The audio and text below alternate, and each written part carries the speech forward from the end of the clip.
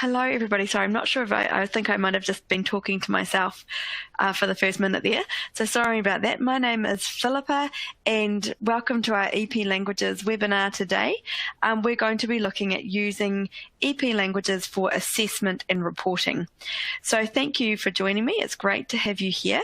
And we're going to look at a number of things in the session today. But before we get started, we're going to just run through a few housekeeping things. So bear with me if you have been in a webinar with us before. This is the same as it is normally, but we'll just go through these little bits of housekeeping for anyone who is new. So first of all, you can move the windows around on the screen in front of you as much as you wish. There are links in the bio section on the left-hand side. If you want to get in touch with us after the webinar, that would be great. In the resource list, you'll find links to our EP site, our help centre with lots of good articles, and a link to our webinar page. There's also a Q&A section, and you can click on the Q&A box at the bottom of your screen, and please feel free to ask questions at any time during the session. And we will I'll endeavour to answer them as we go, but if I don't manage to answer them as we go, we'll have a Q&A section at the end of the webinar too. At the end of the session, you'll also be able to click on the certificate icon at the bottom of your screen, and this will let you download a certificate to recognise your attendance in the webinar today. And if you've enjoyed this webinar, please fill out the Send This Webinar box, and it will send a link of the recording to your colleagues if you think they might find it useful, and they'll just need to register to access it. And you'll also be sent a recording of the webinar 24 hours after it finishes, and you'll have all the information for accessing it if you'd like to watch it again, or if you have to leave the session at any time during the session today. So thank you again for joining me. We're going to cover a number of different things today. We're going to look at the pre-built assessments we have available within the EP Languages platform. We're going to look at different options for setting assessments, so looking at our pre-built assessment options, our quick test function, and also the option of creating your own. We'll look at how to set up the assessments. We'll look at how to monitor them. We'll look at how to track and use the data, and we'll look at ideas on how to use this data for reporting purposes. If we have time, we'll look at a brief introduction into creating your own assessment tasks using the EP platform, but this is something that we'll run some more webinars on at the start of next term. So look out for sessions advertised early in term 2, where we'll be focusing more on content creation. Finally, at the end, we'll have some time for questions if people have got any questions. So that's what we're hoping to cover in the session. Before we sort of launch into it, I thought it would be good to have a quick poll. So really interesting to know, have you used EP Languages for running assessments before? So if you could just indicate in the poll yes or no, and that just gives me an idea of where people are at, and whether people are brand new to assessments or if you have used them a fair bit. So it'd be great to see if you can, if you wouldn't mind doing that.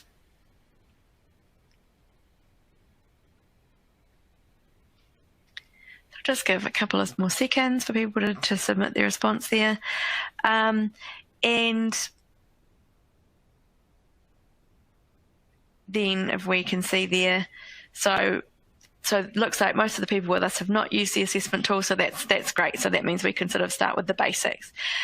Cool, so we'll get started. And for most of the session, I'm going to be in screen share mode. So if you bear with me, I'm just going to share my screen.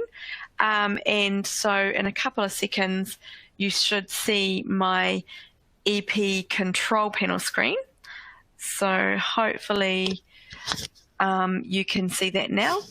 And I'm just going to also turn off my video because I think that will mean that you'll have a bigger view of my screen share. So I'll turn off my video now, and then hopefully you can see the screen share really clearly.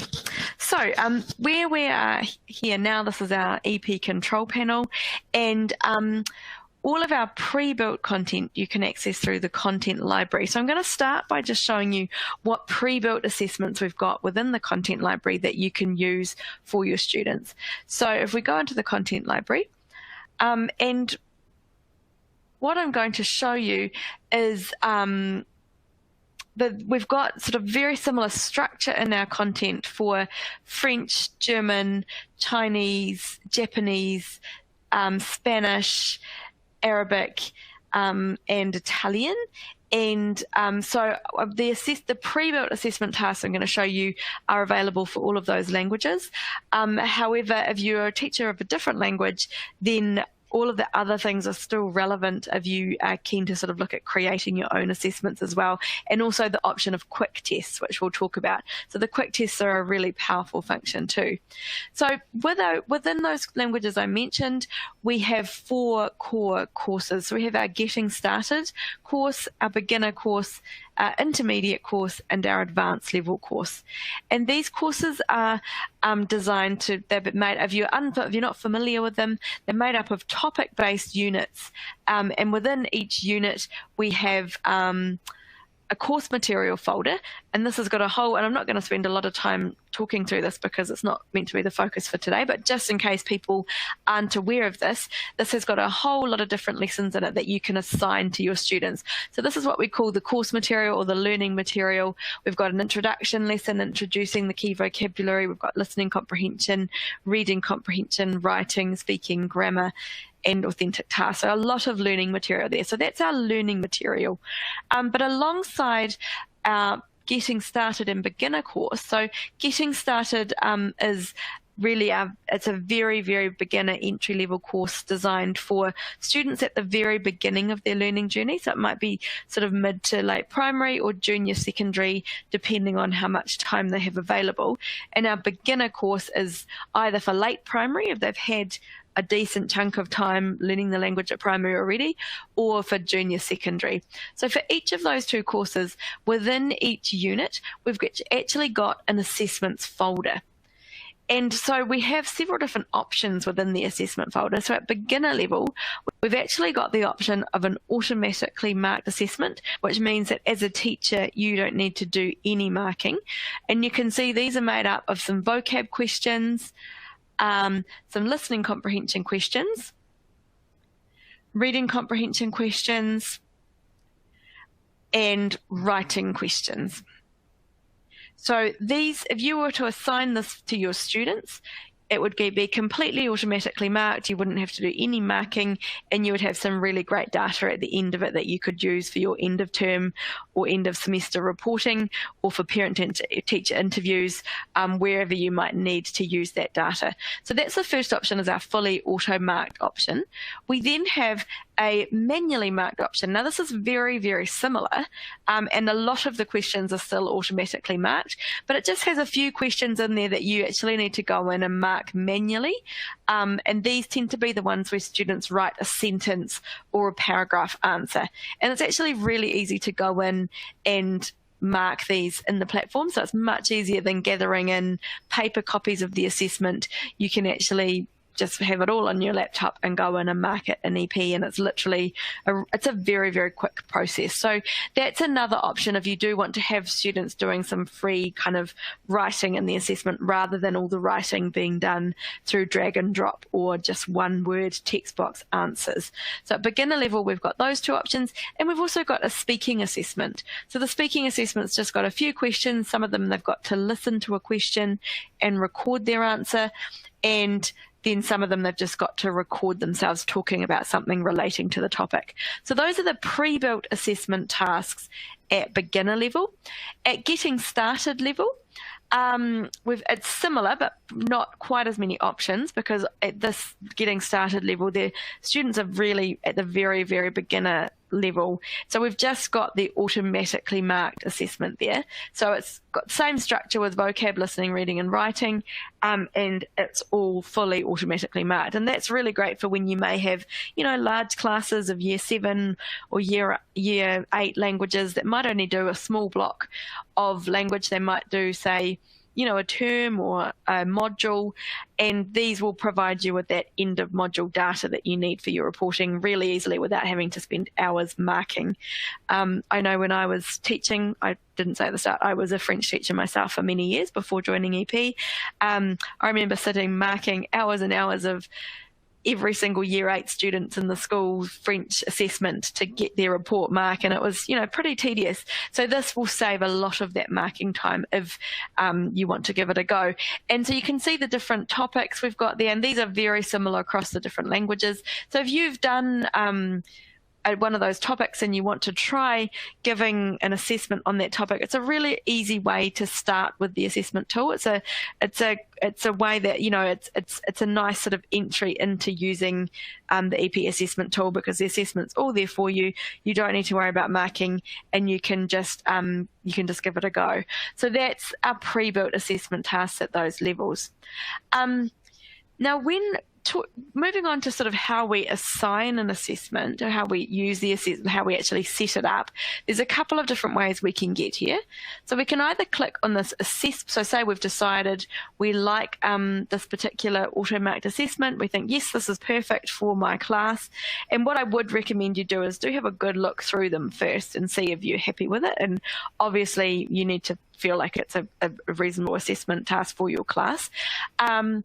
And you can do that just by the preview button, so that allows you to flick through and look at the questions. And you can actually edit it. If you're not happy with it, you can edit it, you can change anything in these assessments, and you can remove questions. Well, we might have a bit of time to look at the editing at the end. Otherwise, as I said, we're going to explore that in several webinars next term. But you can, so once you think, yes, I think I like this, you can just click on this assign button, and you can go assign as an assessment, and that will take you through to what we call our assessment manager. And here you can pick the class that you want to set it for.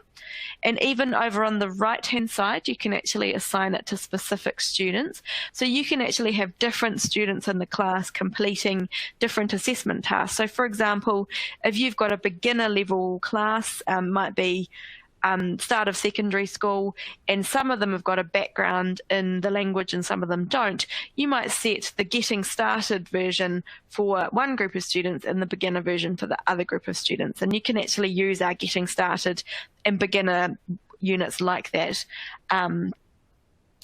for both the tasks and assessments. So you can choose different groups of students for different assessment tasks. Then in this what section, it's automatically picked up that assessment task, because that's the one we were in the content library. What you can do here is change the name. So the task, the name of it will automatically be what we've called it in the content library, but you can change that name to make it more meaningful for your students. So you might call that Year 9 French Term 1 assessment task. And then you can even add in some personalized instructions for your students if you want to. Then in the when section, you can choose the dates for the assessment. So you can choose the start date and the end date. Now, there's lots of different ways of doing this. It really depends on how strict you want to be with the assessment conditions, and we do have a number of different assessment conditions available that you can use. So you can either set the time frame to be really tight, so it could be within an hour that you have the students. So it might be start date is tomorrow at 11 a.m. and end date is tomorrow at 12 p.m., for example. And so you can actually be really specific with the time frame, or you can make it a bit more flexible. So you might be happy for the students to do the assessment from home in their homework time. It really kind of depends on the setup and the purpose of the assessment task. And it can be done remotely as well. So if you've got students working remotely for whatever reason, and I know there are many cases around the world where that is still the case, then you can set these from the students to do them from home, and that works really, really well. We've had many teachers using the assessments for remote learning all around the world and finding it to be a really helpful assessment tool. And then in the assessment conditions section, there's lots of different conditions you can use. So you can first of all decide how long you want them to have to complete the assessment task. And these pre-built assessment tasks are actually pretty quick. So you probably wouldn't need them to use the full 60 minutes, but you're welcome to set it for 60 minutes. It's really up to you what you want to do there with the time limit. You can also choose to have no time limit as well. You can choose either a single attempt or allow multiple attempts. And once again, that's really up to you and the purpose of the assessment task. And I'm actually going to show you a video at the end of the session, which is a teacher talking about how she's used the assessment tool, and she talks about how she set it up at her school to allow multiple attempts. We've also got a number of security options here. So you can require students to enter an access code to start the test. And this is if it's a really kind of formal situation where the students you don't want any of them to get into it before anyone else, and so you would have them all either sitting in the same room or sitting in various rooms if it was more than one class, and you would write the access code up on the board when they are ready to start, or you could share it via email or something if it was done remotely. So that's for a very formal assessment task. You wouldn't probably need to use that if it was an informal assessment task. And then we've also got what we call enable full screen monitoring mode. And what that means is it monitors the students as they're completing the assessment task. When they go into it, it will take them into full screen monitoring mode, which means it's a complete full screen. Their assessment takes up the full screen of their computer. And if they try and get out of that, you actually get alerted. So for example, if they go on to Google Translate or any other site really where they might be trying to look up answers, you actually you can't see their screen through the monitoring, I think, but that would be sort of against privacy rules, but you can see if they've lost focus on a window or if they've gone out of the full screen mode. So that gives you a really good indication if they may be doing something in the way of cheating. Then if we scroll down, we've got our results options. Now, because this particular assessment was a completely automatically marked assessment, it will be marked by the system. However, the default setting is that if you set an automatically marked assessment, the students will receive the results as soon as they've done it, pretty much. But if you want to withhold the student results until you've looked at them and until you choose to release them, then you can click that withhold student results button. And that would be my preference, I think, as a teacher using this assessment tool, because then you can actually go in and have a look at the results, check that you're happy before you release the results to the students.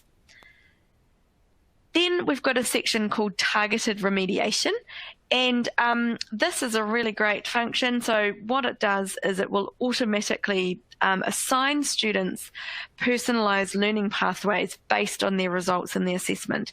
So it will pick up if they're struggling a little bit with the assessment task, if they're getting more questions wrong in a particular area, and then it will automatically assign them personalised learning pathways based on that. So we'll assign them sets of lessons to practice those particular skills. The default setting there is that it will automatically assign those recommendations. However, you can choose to manually review them before you assign them. So you can change the setting there. And what that means is it will mean you can go in and see what the system is suggesting they do as their personalised learning pathway, and you can go in and pick and choose what you assign. So that can be really good if you want to have a bit more control over that process and what they're doing. We've then got a few optional settings there just with regards to emails, and then you just click on set the assessment. So that's how the setting of the assessment works for all of our different kinds of assessments. We went through the content library for that one and showed you through setting a pre-built assessment task, but I'm actually going to close out of here now, and I'm going to go through the assessments tab, and I'm going to show you how to set a quick test as well, because a quick test is another really, really helpful function where you can basically generate a large pool of questions from all of our content in the content library, and then you can, and it will set a randomized test, a different test for each student based on that pool of questions. And this is really useful. So, for example, if you are teaching a language where we don't have the pre-built assessment tasks, or if you're looking for something we don't have in the pre-built assessment tasks, or if you're looking for something at a higher level, because the pre-built assessment tasks at this stage are only at that beginner level. So we are looking to expand on that, and that's one of the things we're working on this year.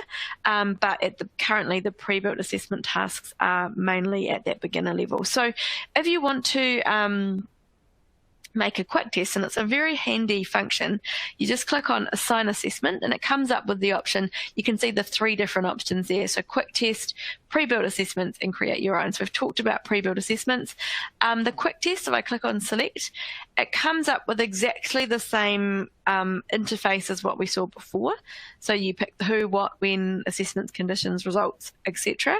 The only difference is when we click on the what section, it will come up with all of the lessons in the content library. So it's not just the pre-built assessment tasks. And you can go in and create a pool of questions that you want the system to use in the assessment. So for example, say we're in beginner and we've done a family and pets unit. You might include all of the lessons in our course material section as part of your assessment. And so you can see here that's created a question bank of 175 questions from these lessons. And then you can choose to ask your students however many questions you like from that pool of questions. So you might say 30. And what it would do, it would randomly allocate each student 30 from that pool of questions. So each student ends up with a slightly different combination of questions. So it's really great for, preventing cheating. They can't look at what their neighbours doing for question 2, because every student will have a different question for question 2. Also really great, I know many teachers have really enjoyed this function when they've had students working remotely, because they know that a student can't ring up another student and ask what they've done, and it makes it very difficult to cheat, in fact. So this is a really useful function. So you could do this with a whole topic. Another great idea that I heard mentioned recently was, just using this for grammar, for example. So setting a quick test on some of our grammar lessons to see where your students are at with grammar, and then using that targeted remediation to actually set those individualized learning pathways for the grammar skills, or it could be really any skills. Once again, all the other things here are the same that we've already talked about. So you can change the task name, you set the dates, you set the assessment conditions, the results, and the targeted remediation. But it's just this what section which is different, where you can choose, you just have that large question bank and they get the randomized ones, as opposed to the pre-built assessment tasks, which is set. They're exactly the same for each student. So that's 2 different options there. So that's the quick test. Now, when you set an assessment up, it comes up with a little panel here.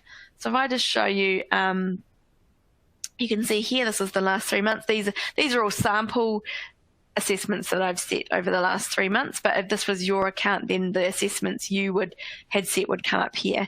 And when you're ready to view the results, this is where you can access it. So if we go back from the home page and you know that you've set an assessment, say yesterday, and you want to go in and have a look at the results, you can go to this assessments tab and it will come up here with those panels.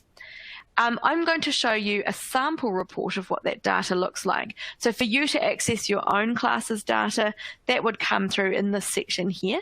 But I'm just going to show you a sample report, and this is not real student data. This is fake student data.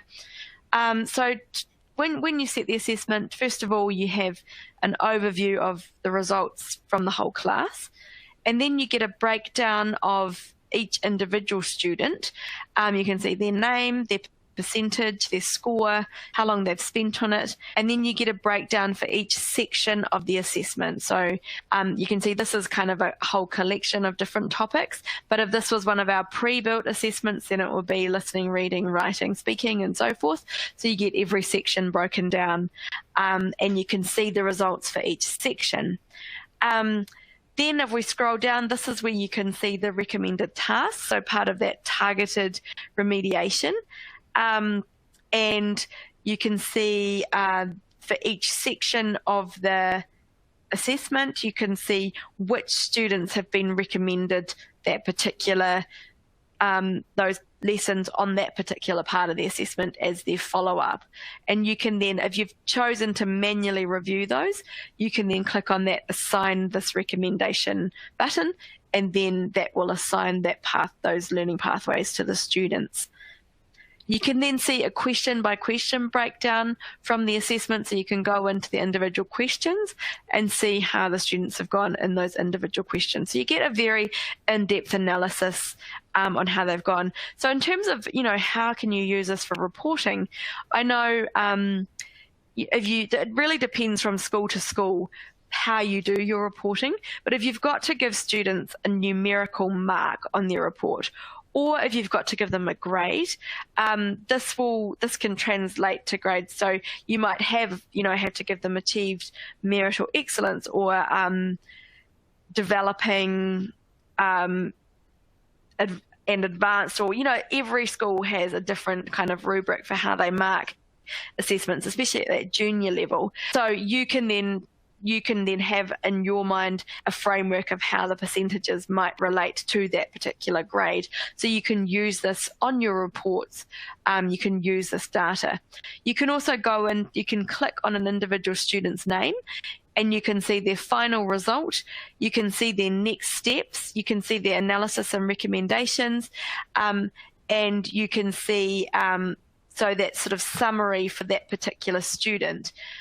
Which is really helpful if you're writing a particular student's report. You can go in and see that information. So that's another really useful feature there when doing reporting. Also for parent-teacher interviews, this is really handy because you can have this information right in front of you, and you can tell the parents. You can have that individual student's assessment open in front of you, and you can show them, this is your student's results in the assessment, and it's all there. It's really easy to collate. You don't need to go through and make copious notes. And I always remember finding it really, awkward when you had your paper mark book and you're trying to cover up all the other students' results when you're looking at when you're talking to parents at parent-teacher interviews. So this makes it really easy and really clear for reporting to parents how the students are going. The other way you can use this is reporting to management. So I know as an HOD, I had to report to our management team regularly about student achievement, and we had to show value added over the year. So we had to show some kind of data around how much the students had improved. And I know, once again, that's probably something that's different in every school. And I know when I was doing this, I used to find it really challenging to actually know where to even gather the data from for the baseline data and then the end of year data, because in languages we didn't do the different standardized testing that they did in some of the other core subjects. So this EP can really help you with that. And we actually have a compare results function. So I'm going to show you an example of a pre-test and a post-test. So this is a way you could really show, if you have to report on improvement, whether it's for parents reporting or reporting to management, what you can do is, for example, set a pre-test on a unit and a post-test on a unit, or you might set a pre-test on a whole level at the start of the year, and then a post-test at the end of the year or the end of the term, depending on the time frame. And what that looks like, I'm just going to go into an example here. So here's my pre-test. So this was just getting started unit 1, to show you an example. And then you can see here's the breakdown of the results. Here's their scores in the pre-test. And then I can go compare results. There's this button up the top here, compare results. And I can compare it to the post-test. And then it gives you a summary of the improvement. So you can see this is the overall pre-test results. This is the post-test results. You can see there's a 30.9% improvement. It gives you all sorts of different kinds of graphs, which I know personally I find really challenging to generate myself. So it's really great having this option there. And then you get a breakdown of the students and their individual improvement. So this is also really valuable student data for reporting. You can see, okay, well, Michael has increased by 37% in this assessment. So it's a really great way of addressing how students have progressed over a period of time. So that's the compare results function, but that works very much with the pre-test and post-test idea. But using EP makes the pre-testing and the post-testing really, really easy. So that's a bit about the data. In terms of the marking, I thought I'd quickly show you as well how you can mark an assessment on EP. So when you set an assessment, it comes up with these different tabs down the side, and if it's like I said, if it's automatically marked, it will do it for you. If it's manually marked, you will need to go in and mark some of the questions. So we've got, when there's an assessment that's manually marked, it comes up with this little marking tab in the analysis area. So we just click on the marking tab, it comes up with the names of the students, and then you just click on the questions down the side and you can give it a mark. So over on the right hand side, you can see there's a space for the mark, and you can write a comment as well on the question there. So you just go through and you put the mark in there and write the comment, and then it's all done. So you can see it's a very quick way of doing it. It's much more straightforward than having all the submissions on paper. So that's the marking. Finally, the monitoring. Now, I mentioned when we were going through how to set an assessment that you can monitor it.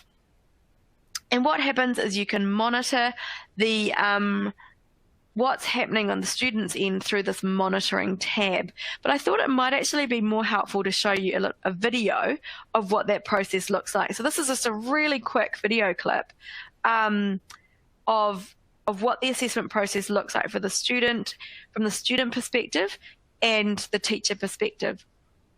So I'm going to click on that now, and hopefully in a couple of seconds you'll see this video.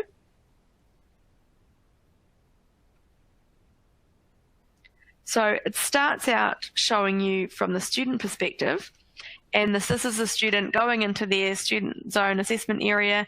It's taking them into the full screen mode to complete the assessment task, and they're doing the questions, and then in a minute they're going to try and get out of that full screen mode.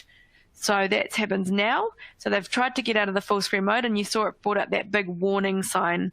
Now this is showing you the teacher's end of it. This is showing you the monitoring, where you can monitor what's going on the student screens. And it shows you if they've gone idle, if they've gone out of the full screen monitoring mode, and all of those things. So that just gives you a bit of an idea of what it looks like from both the teacher and student perspective. Cool, so we'll go back into screen share mode now. And so you should be able to see my screen now. So that's the monitoring. What I thought it would be useful to show you now is a little video from a teacher in Australia who's been using the EP assessment tool for a long time now, and she just talks about different ways that she has used it. And I thought it's good to break up my voice and listen to someone who's actually using this for, in real life, and is finding it to be a really useful tool. So I'm going to share that video now, and please do feel free to ask questions during the video.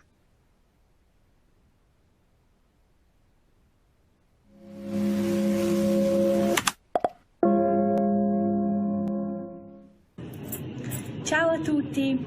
My name's Amanda Stein. I'm an Italian teacher and the Italian coordinator at Kelvin Grove State College. We're a large independent state school in Brisbane in Queensland, Australia. I've been teaching Italian for 10 years, and I've been using Education Perfect for the entire time. It's been wonderful to see the improvements that have been made with the content and especially the assessment features. So I wanted to tell you a bit about how I use it and how our team for Italian uses it at Kelvin Grove State College. We do Italian from Year 2 to Year 12 at KG, and we use Education Perfect from Year 4 upwards. So an example of how we use it with our 4 and 5 students is we use the already built content from Education Perfect, their languages in action sections. we assign those tasks to the students in year 4 and 5, and we set them up with what we call practice assessments at the end of every term. And we give the students 4 or 5 goes at it. In class, we only have half an hour lesson, so sometimes it can be tricky. If the students don't get it complete in class for any reason, technology is not working, etc., or they come in late, they can also do that at home. What we generally see is the students will have a go at the assessment in class, and then they'll go home and have another go at home, because we let them know that we'll choose the best of their 5 goes. We also assign the students recommended tasks. So if they don't get above a certain percentage, I like to set it nice and high. So if the students don't get above 90%, what EP will do is we'll assign them recommended tasks. The students do their assessment, see what their recommended tasks are, do some of their recommended tasks, then they can go back in and have another try. And what we're seeing is that students will go home and have another try of their assessment, whereas traditionally paper, they're not going to take it home, they're not going to have another go, you're not going to be able to tell them which sections they should be focusing on automatically for a cohort of up to 200 students.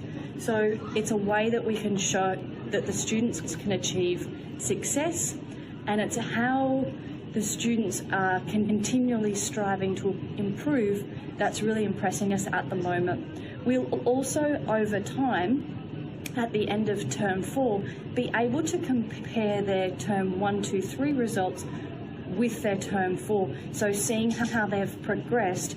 With our year 6 cohort, what we've done is, again, we've assigned them the language in action tasks in the beginning, in the elementary section.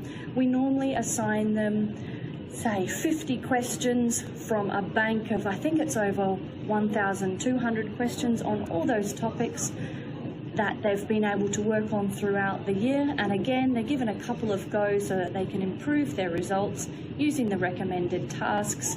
We can withhold the results, or we can release them straight away to let the students know how they've gone.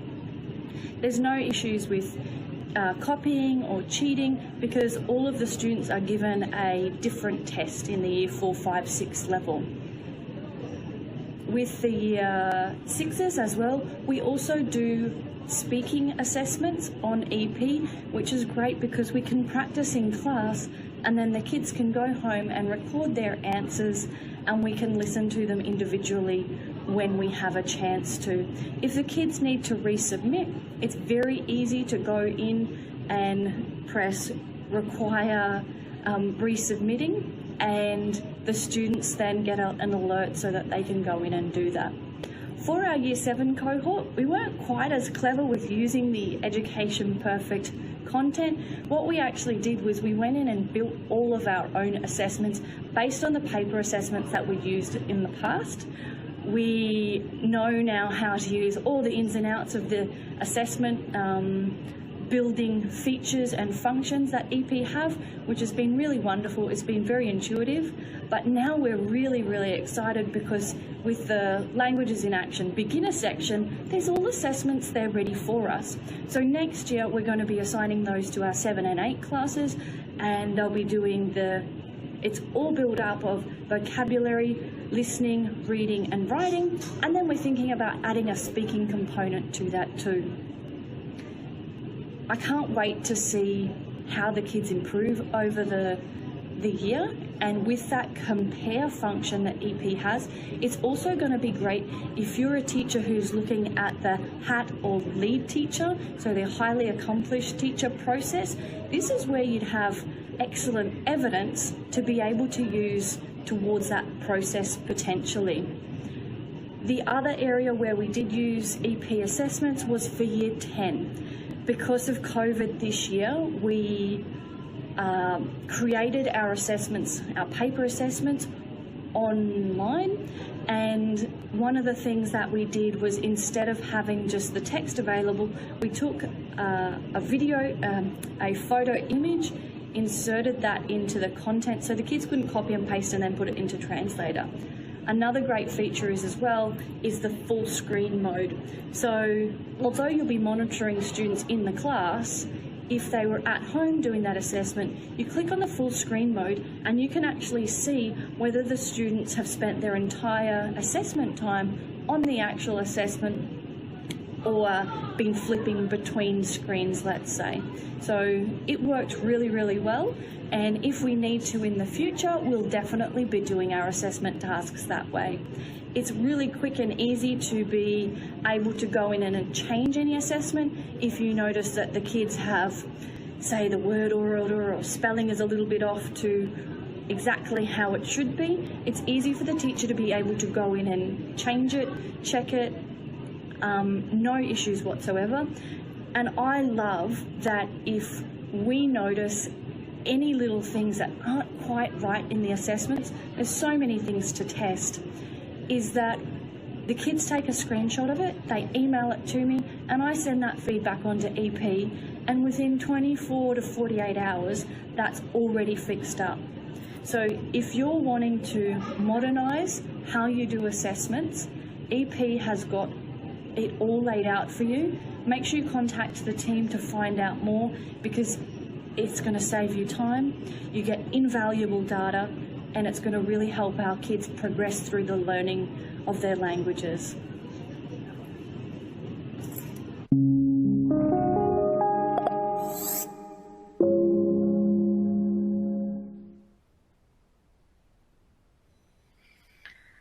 So hopefully that video was great for sort of putting into context a lot of the things that I had spoken about already in the session. And Amanda really, she kind of mentioned everything that I'd referred to plus more about how all of the different features of the assessment side of the platform and how she and her colleagues have been using them in different ways. So hopefully that was useful. Now I thought for those of you who are keen to stay around and hear more, if you feel like you've got enough information, totally fine.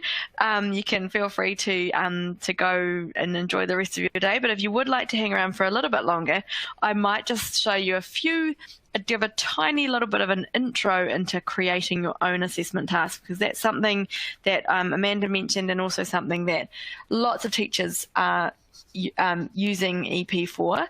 And like I said, this is something we are going to have a series of webinars on next term. And so this is just really a quick intro to it. So it's not going to go into much depth, but just to kind of show you. And if you wanted to have a play, please by all means do so. And then we'll look out for our sort of term 2 webinars coming up, where we'll go into a bit more detail. So I'll go back into screen share. And so hopefully you will be able to see my screen now. And so there's a few ways you can do this. You can either go through the content library, or you can go through the assessments area.